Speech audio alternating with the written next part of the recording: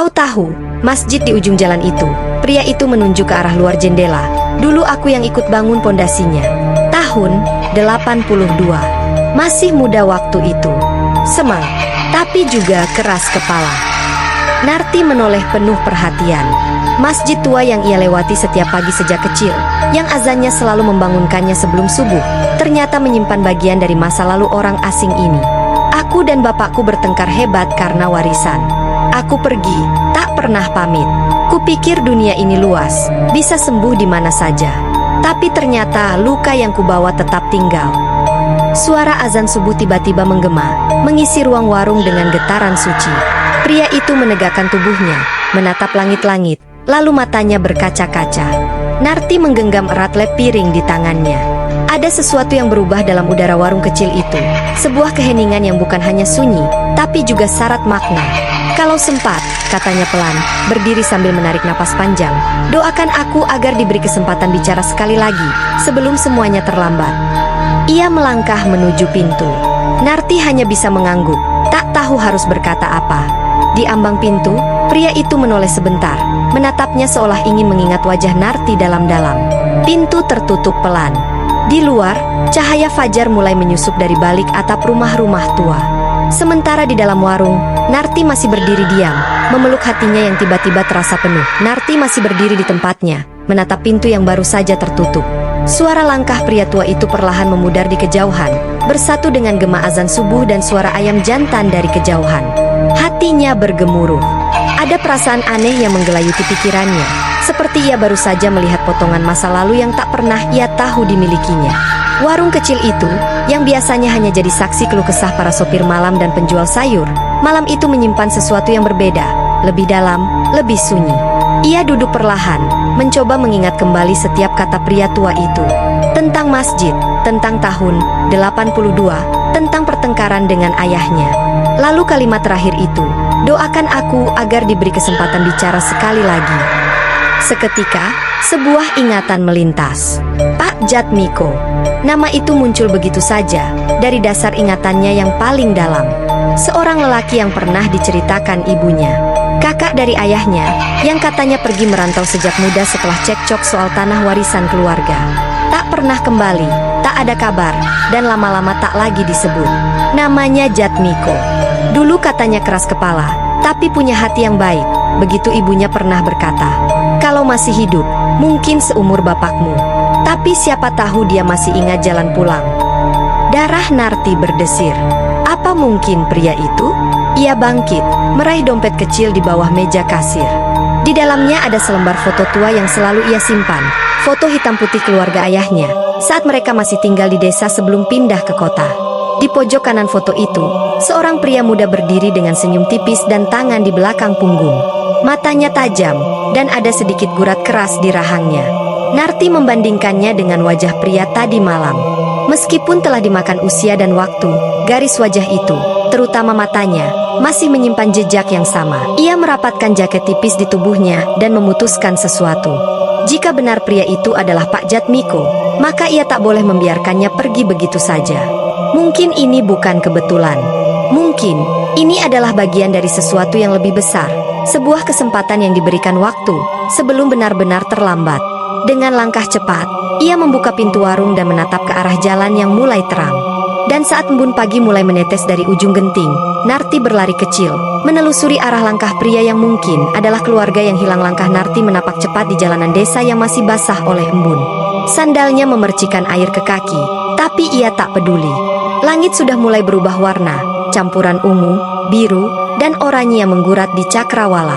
Tapi tak ada waktu menikmati indahnya fajar, karena bayangan pria tua itu terus menari di pikirannya.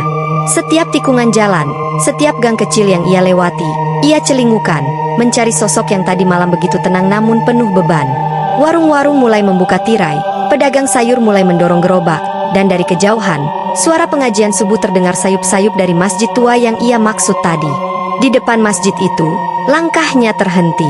Ia melihat seorang pria berjaket abu-abu duduk di bangku panjang dekat pintu masuk. Tubuhnya sedikit membungkuk, tangannya memegang tas kecil lusuh, dan kepalanya tertunduk seakan sedang berdoa dalam diam. Jantung Narti berdegup kencang. Perlahan ia mendekat, tak ingin mengejutkan. "Pak," Panggilnya lirih. Pria itu menoleh perlahan. Mata mereka bertemu. Tak ada kata, hanya diam. Tapi dalam diam itu, ada sesuatu yang mengalir. Pengakuan yang tak perlu disuarakan, dan perasaan yang tak perlu dijelaskan. "Saya Narti, anaknya Pak Darno," katanya pelan. Pria itu menatap lebih lama. Bibirnya gemetar, dan air mata yang ditahannya sejak tadi akhirnya jatuh juga. "Kau cucunya Mbok Tini?" Narti mengangguk, lalu duduk di sampingnya. Waktu seperti berhenti di antara mereka. Tak ada dendam, tak ada penyesalan yang perlu dijelaskan malam itu. Hanya dua orang dari garis yang sama, yang akhirnya menemukan jejak satu sama lain setelah puluhan tahun terpisah. "Masih adakah kesempatan untuk pulang?" tanya pria itu pelan, hampir seperti takut. Narti menggenggam tangan keriputnya. "Selalu ada, Pak. Kalau kita mau membuka pintunya." Angin subuh berhembus pelan, membawa bau tanah basah dan suara burung-burung yang mulai bernyanyi. Dan di depan masjid tua yang pernah menjadi saksi pondasi hidupnya, Jatmiko, si pelanggan terakhir sebelum azan subuh, akhirnya menemukan awal dari jalan pulangnya. Langkah Narti menapak cepat di jalanan desa yang masih basah oleh embun. Sandalnya memercikan air ke kaki, tapi ia tak peduli. Langit sudah mulai berubah warna, campuran ungu, biru, dan oranye yang menggurat di cakrawala. Tapi tak ada waktu menikmati indahnya fajar, karena bayangan pria tua itu terus menari di pikirannya. Setiap tikungan jalan, setiap gang kecil yang ia lewati, ia celingukan, mencari sosok yang tadi malam begitu tenang namun penuh beban.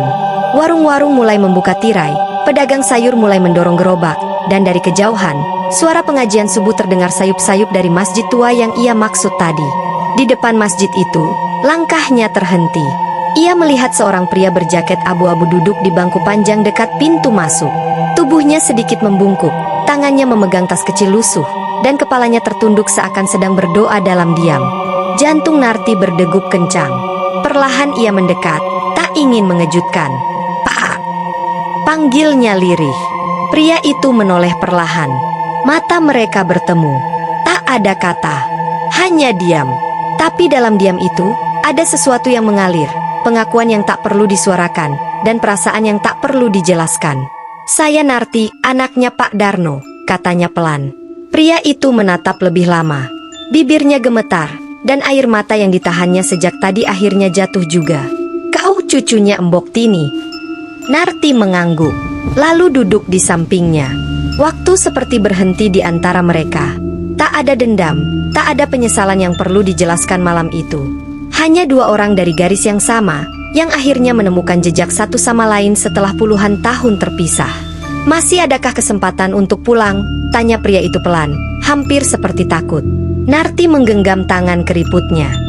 "Selalu ada, Pak. Kalau kita mau membuka pintunya." Angin subuh berhembus pelan, membawa bau tanah basah dan suara burung-burung yang mulai bernyanyi. Dan di depan masjid tua yang pernah menjadi saksi pondasi hidupnya, Jatmiko, si pelanggan terakhir sebelum azan subuh, akhirnya menemukan awal dari jalan pulangnya. Beberapa hari telah berlalu sejak pagi yang penuh air mata itu. Sejak pertemuan di depan masjid tua, warung kecil Narti berubah menjadi tempat yang lebih dari sekadar persinggahan malam. Kini, ada satu kursi di pojok yang selalu dipesan lebih awal, untuk Pak Jatmiko. Ia tak lagi hanya pria asing yang datang menjelang subuh. Ia kini bagian dari keluarga, bagian dari warung, bagian dari cerita yang dulu sempat tak selesai ditulis.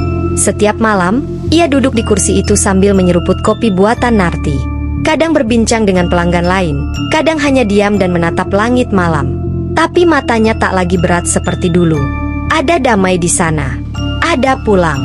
Pak Darno dan Pak Jatmiko kini sering duduk di beranda rumah, bermain catur atau sekadar mengenang masa muda mereka. Tak semua luka bisa sembuh dalam sehari, tapi kehadiran itu, pengakuan dan pelukan, lebih dari cukup untuk membuka kembali gerbang yang dulu tertutup rapat. Suatu malam, saat warung sepi dan angin bertiup pelan, Narti duduk di samping Pak Jatmiko. "Kenapa waktu itu Bapak masuk ke warung saya?" tanyanya pelan. Pak Jatmiko tersenyum, matanya menerawang. "Karena entah kenapa, dari semua warung yang kutemui selama bertahun-tahun, hanya warungmu yang menyala di waktu paling sunyi. Dan aku pikir mungkin Tuhan sedang beri jalan." Narti tersenyum. Warung kecilnya, yang selama ini ia jaga dengan penuh cinta, ternyata telah menjadi lentera bagi seseorang yang hampir kehilangan arah.